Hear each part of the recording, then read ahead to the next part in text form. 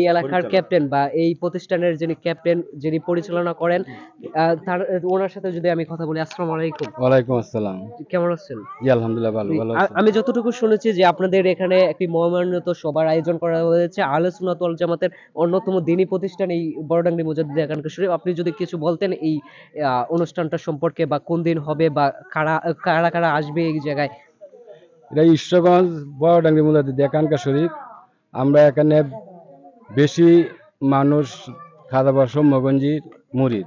জি আর খাজা বাসম মঞ্জি হলেন এনায়তপুরি হুজুর পাকের সুযোগ্য আওলাদ। জি তিনার আওলাদে রাসূল বর্তমান সময় লালকুটি দরবার শরীফের গদিনীশীল মহামান্য সুর হুজুর পাক এবং মহামান্য সুর হুজুর পাক দুজনেই তশরিফান্বিত। জি জি। উনি যেমনটি বললেন যে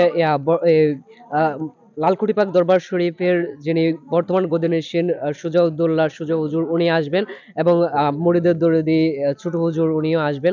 তো আমি যদি অন্য অন্য জনদেরকে